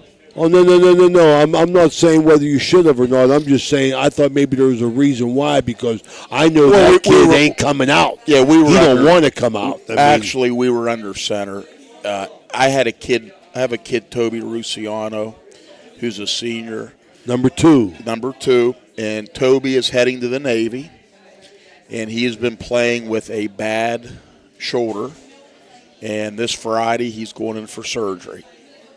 And I was trying to get him in the end zone. And I just wanted Tyler to. Now, I want you to tell me something now that we're on this quarterback situation.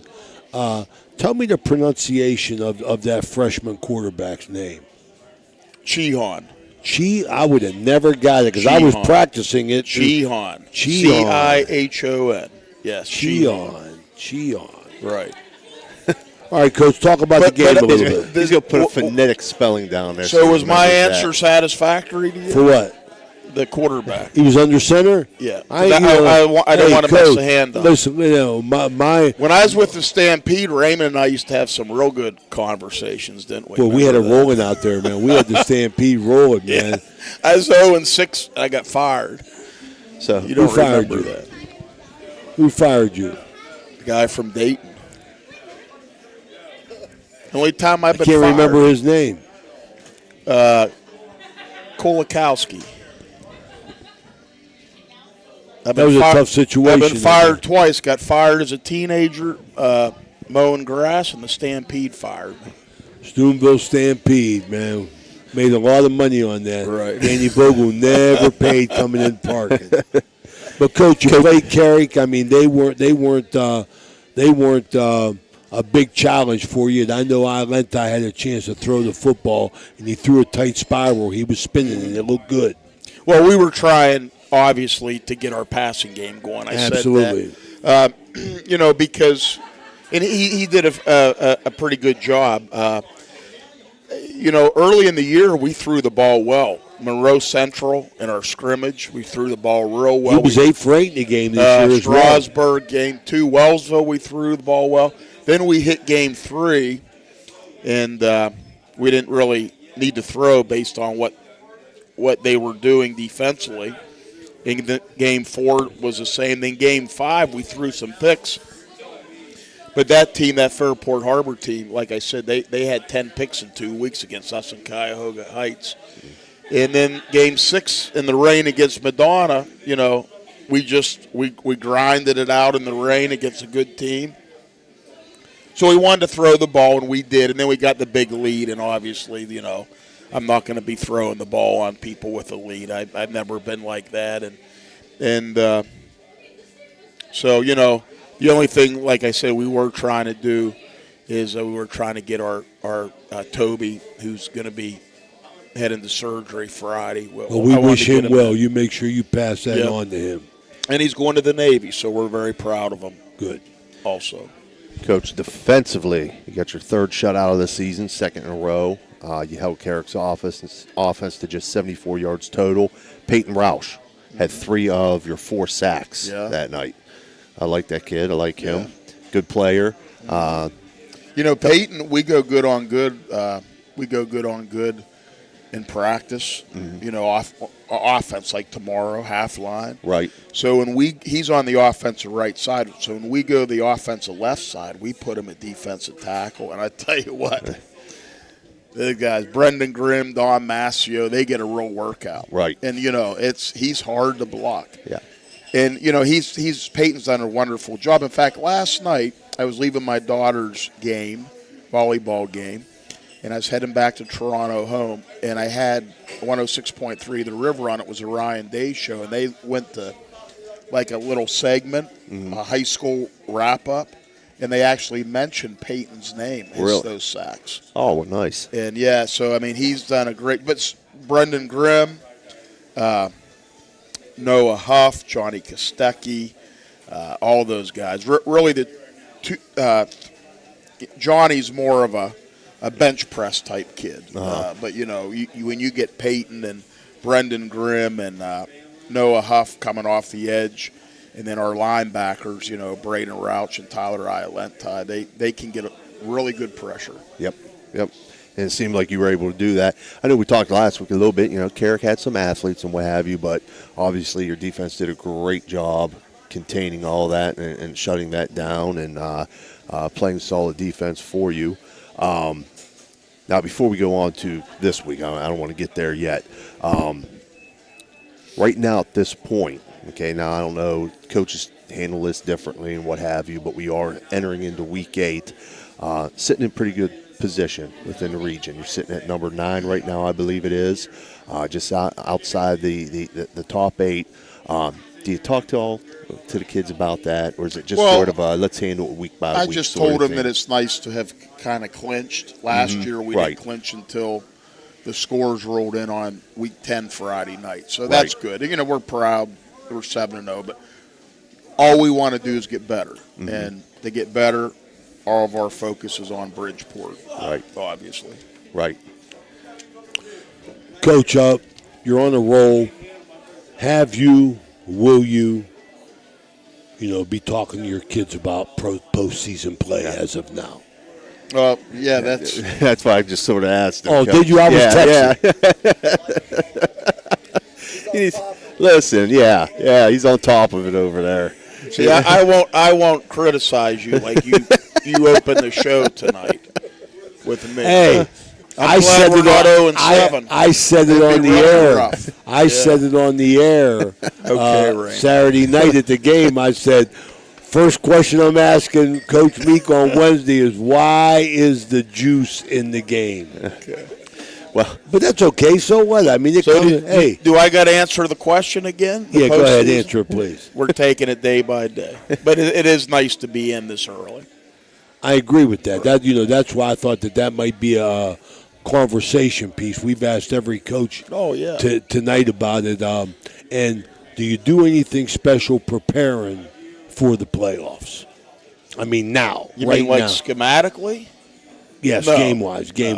No, we're just we put little wrinkles in There you go. each week, but that's been going on all year. And, but we're right now our focus is Bridgeport, nobody else. Well, I'll go ahead and segue into that then, because I got quite a bit here on. Go ahead, big board. guy. Okay, so We're not going to take a break here. We're rolling with Coach Meek. He's texting again. So. yeah. So I make sure he doesn't mention anything that I've already just mentioned here.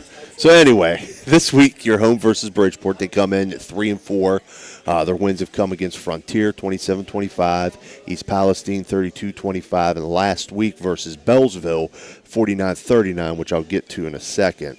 Their losses have come to Monroe Central 43-0, Bradford 48-14, Canotton Valley 46-39, and River 41-20.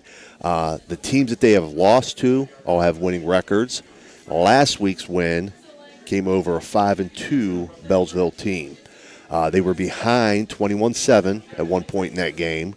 And I know throughout the season, at least early on, they were through a stretch where they had some injuries and so on and so forth. But they have a player in Threet. I don't know if it's Jakai or Jakai, I believe it's pronounced Threet, that can do a little bit of everything. In that Bellsville game, he was 7 for 10 passing for 153 yards and 3 touchdowns.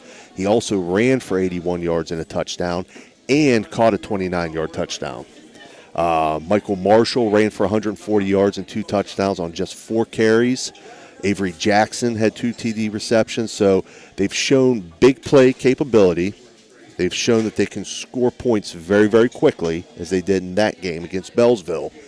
However, on the flip side of things, they did give up 319 yards of rushing to Bellsville. I think their offense is their strength. And you mentioned about the quarterback. They've had a 2 quarterback system here. Right. And I guess a freshman, I heard, was injured. Right. And he came back in early last week. And then number 3 went back in. And he's very dangerous. Yes. So,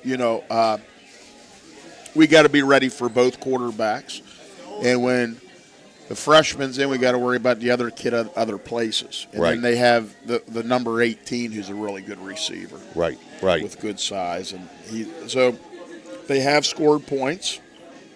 And, like you said, they've given up some points as well. So we need to just keep it all in front of us again, just like we did against Carrick, like we did against Madonna. We've had 2 shutouts in a row, and that's something we are building on. Right.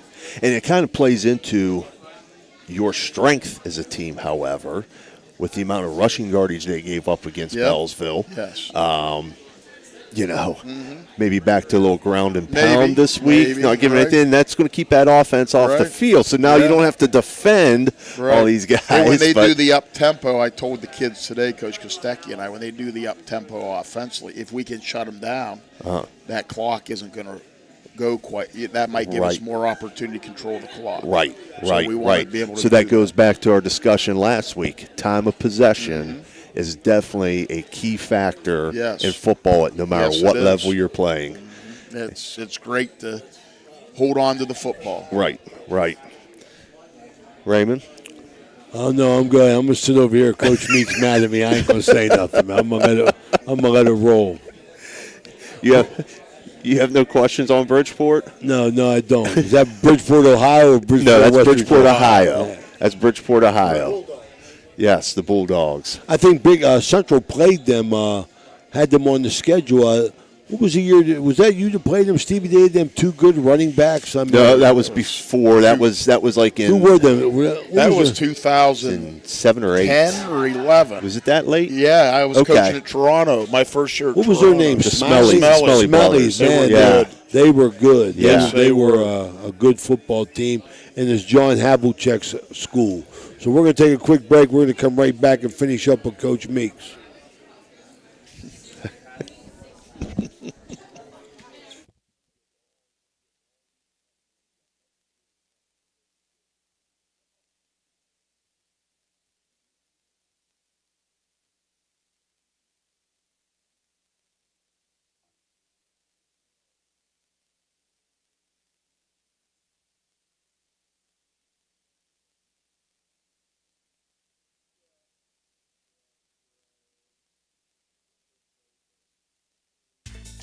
A pioneer of casual dining, Bennigan's is internationally known for its unique neighborhood vibe and exceptional chef-driven food. Come to Bennigan's on University Boulevard to stir up a great memory.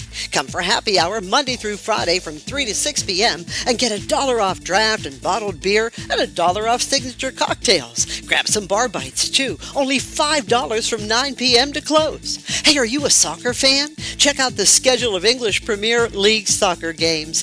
Bennigan's even has delivery service, and the number to call, 740-792-8080. You got a friend at Bennigan's.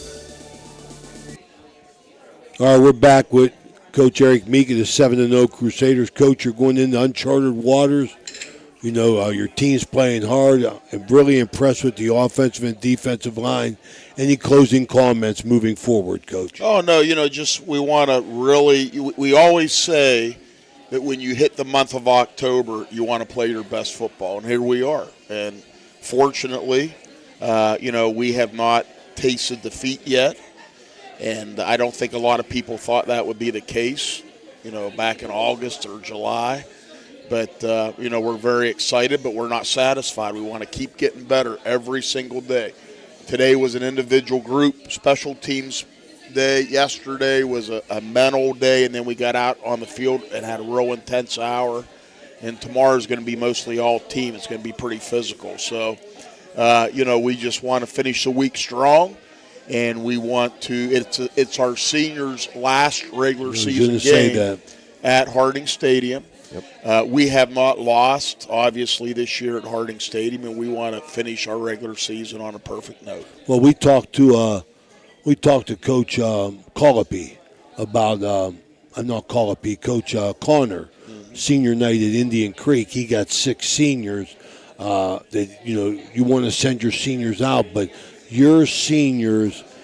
I mean, if you're a fan, especially a fan of Central, I mean, you got to be tickled pink for what these kids have been through. I mean, I look at that offensive and defensive line, and they were playing as freshmen, and now they're seniors. Right. And for them to have this success, I mean, I can't be happier for them. I mean, I'm so happy that they've been able to have a season to be proud of. Not that they weren't proud of the other ones, but nothing takes the place of winning. And these kids have been through the storm, and now they're winning. Who are your seniors, Coach, that we're going to see? Yeah, we have 8 of them. Tyler Ilentai. I'm doing this off my head, so I hope I don't get Right. I'm sorry. Old. I'm sorry. But Tyler Ilentai, B.J. Fallon, Toby Ruciano, Jacob Lesneski, Cody Carver, Brendan Grimm, Braden Rouch, and did I say B.J. Fallon? I'm forgetting who I'm saying. You said B.J. Fallon. I forget who I said. I think you got them all, Coach. Toby Ruciano, Jacob Lesneski, Tyler Ilentai. Oh, Daniel Bolster, our punter and kicker. Braden Rouch, Brendan Grimm, Cody Carver, and now I just skipped somebody. Oh, B.J. Fallon. So Tyler Ilentai. Tyler Ilentai. Okay, so now I can't see. First I can't think, now I can't see. Thank you. Coach Eric Meek, we wish you the best of luck, okay, Coach. Guys, I'm with you winter tide. Thank you. Coach, good luck this week. Okay, Coach Eric Meek here, senior night against Bridgeport, sponsored by Bennigan's. We'll be right back with Mike Colopy from Medicine.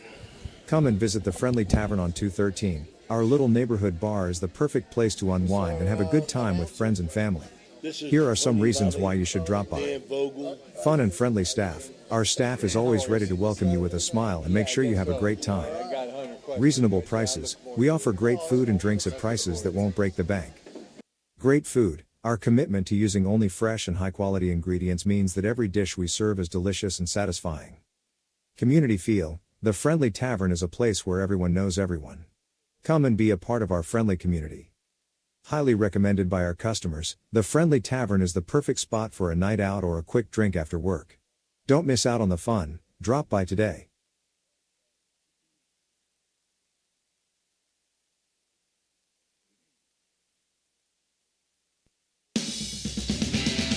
You're listening to Ohio Valley Sports Online, the sports authority, bringing you the best in local sports, high school as well as college. Subscribe to us on our YouTube page. Check us out on Facebook as well.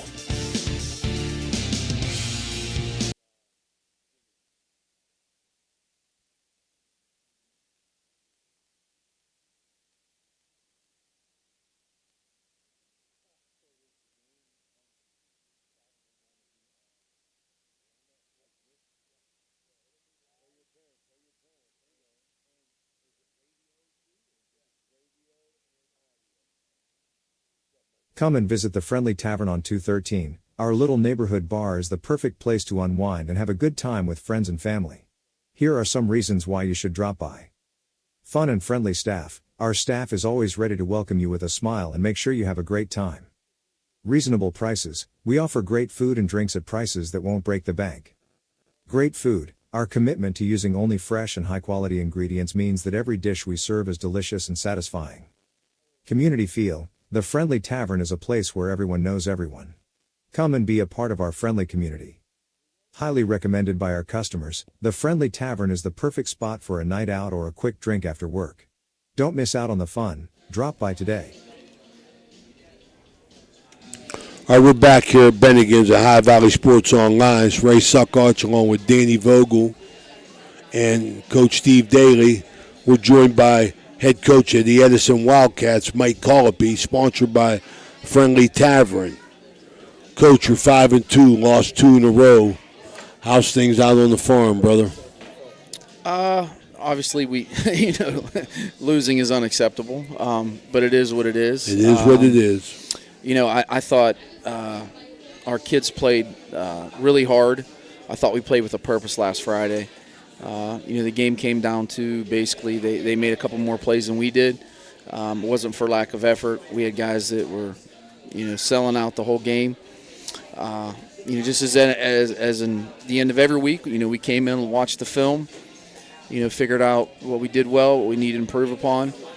And, we set a plan, for this week to make the corrections of the deficiencies that we saw. To this point, we've had good days of practice.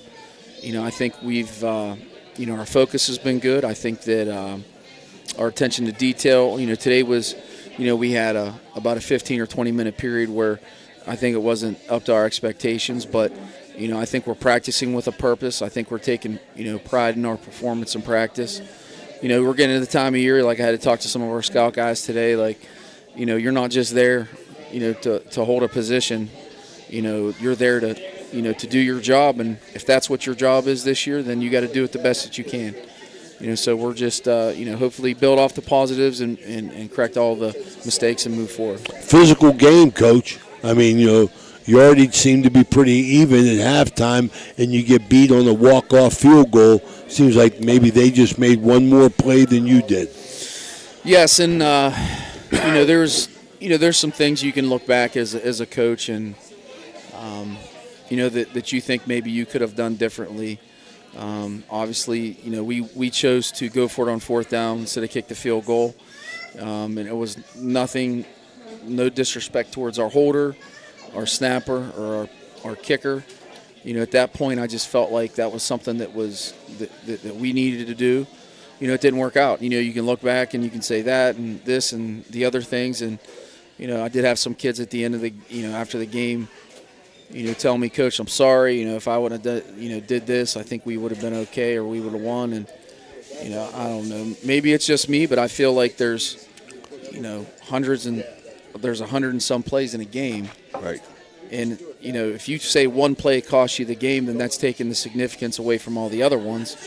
And I agree with that. I'm not somebody to, as far as pointing the finger, it always starts with me down to the assistant coaches, down to the players. And, you win as a team, you lose as a team. I know that just, sounds coach speak, but, I really believe in that. And, I think, like I said, I think our kids, in terms of where their focus is, it's where it needs to be.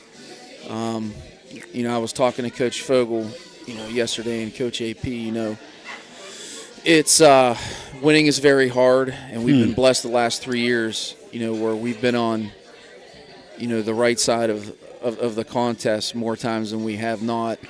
And, it's uncomfortable. And sometimes being uncomfortable is not a bad thing. Right. We're all uncomfortable right now. I'm uncomfortable with the job that I've done so far. With the team, there's always, you know how it is. You sit down and you think of things that need to be done. And, the easiest thing to do is to make an emotional decision. Anybody that knows me knows I'm pretty emotional. Quick to Boy, amen to that. I've made a lot of them in my time. Quick to anger, and the older I got, and we kind of talked as coaches, that the best thing to do is to review things when you are removed from the situation a few hours, keep it factual, not get into any emotions, and just try to move forward. Right. Respond rather than react. Yes.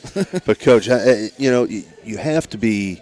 Like you said, everything that happened that night wasn't for a lack of effort. You went up against, and we talked about it last week, a very good, very athletic team, and your team, scratched and clawed their way, turned it into a dogfight, gave themselves an opportunity to come out on top in that game. So, that's something, the effort that was put forward against a quality opponent like East Liverpool, moving forward now over the next few weeks, should pay some dividends as you move through these next few weeks and into Week 11. I know you don't want to talk about that right now, but you're still sitting in a very, very good spot right now with a couple weeks remaining here. Yes, and, to kind of go back to last week, and then, we'll kind of move forward. I thought you saw two teams that gave everything they had. Our coaches, their coaches, were coaching our tails off. Their kids played hard. They played with a purpose. They played with heart. Our kids did the same. It was back and forth. And, I said they made a couple more plays than we did. Well, anytime that you're on the wrong end, possibly we made a few more mistakes than they made. A few more mistakes made and a few less plays made. Right. You end up on the wrong end. But as far as where we're at now, I don't think anybody's, there's no pressing by any of us. Right. And I was talking to a few of our kids on Saturday. I called a couple of them individually. And, the bus ride home, it was what you expect after a hard-fought loss. And I overheard a few of them talking and was very proud of their conversation. It was very mature. It was very team-centered, and, you don't want – the easiest thing to do is when, obviously when you're winning, everybody's happy. But, when you're facing some adversity, you lost a game, or in our case, you lost two. The easiest thing is to point the finger at, well, if this guy would have did this, or if coach would have did this. And it was, the three of them were talking, and actually four, and it was basically like, we just need to clean up our mistakes. We're fine. Like, we just need, we're a few mistakes, a few alignment. Like, there's, those things as far as that goes. And they were just kind of talking about that. They weren't pointing the finger. They were starting with themselves. I need to play better, which is a good sign, because those were our leaders. And, we have some guys that have been there for a while. We have 5 kids that are 3-year starters. And like I said, listening to that conversation was nice to hear. Yeah, absolutely. You've lost 2 good teams, Coach. You're not losing to non-talented teams. Moving forward, you say there's no room for panic or anything. What kind of adjustments are you making now? Just by what you've seen on film that may be going to give you a better opportunity to win coming up.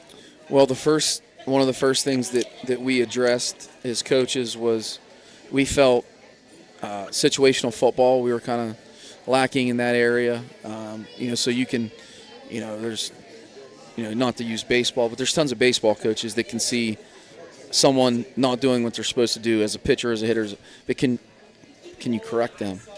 So we talked about what it was that we saw as being deficiencies. Then we set a plan for practice this week to address those. We kind of mixed practice up, which I think the kids responded to that. We went straight into things instead of going in through some special teams. And, as I told the kids, we've practiced just as much but I think it's been more efficient. I think it's been, more upbeat, fast-paced. And, like I said, I've been pretty pleased with that. And we've worked situations. I mean, from guys communicating the formations coming in from the sidelines, situations, offense, defense, moving in the red area on both sides, where we've kind of stressed those things. And, hopefully our special teams can continue to improve. I've been really pleased with, what we've done so far. But as again, you're only as good as your next game, and we got a big one coming up on Friday. Week 8, Coach, how's your health? We're as healthy as a physical high school football team is. We have some guys that are dinged up, but the thing about are you hurt or are you injured? Yeah, everybody's hurt. We have plenty of guys that we know that are hurt. We have other guys I'm sure that have been dinged up, and our practice Monday and Tuesday they were physical practices. They were ones, like I said, I think that we set a goal as coaches. We told the kids what our goals were, to be purposeful, to play every snap as if that's the difference in winning or losing.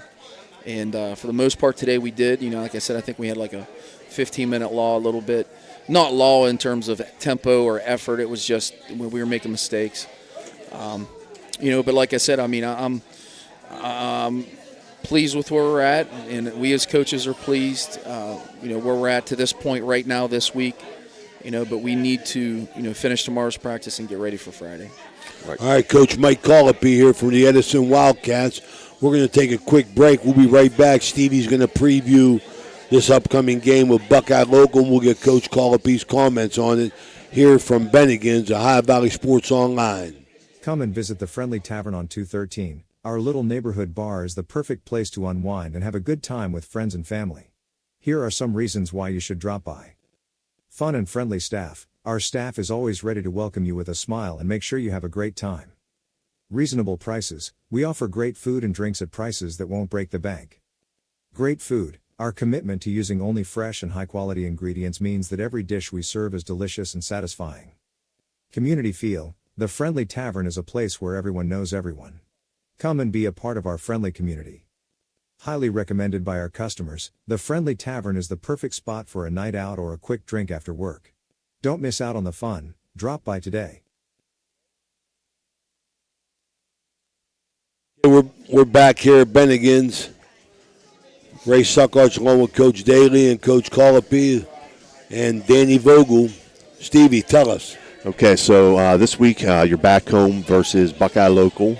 They enter the game at 1-6. Their lone victory came in Week 4 versus Brownsville out of PA, 40-6. Their losses have come to Barnesville, 49-0. Union Local, 48-7. Shadyside, 26-0. Monroe Central, 39-6. Shenandoah, 44-33.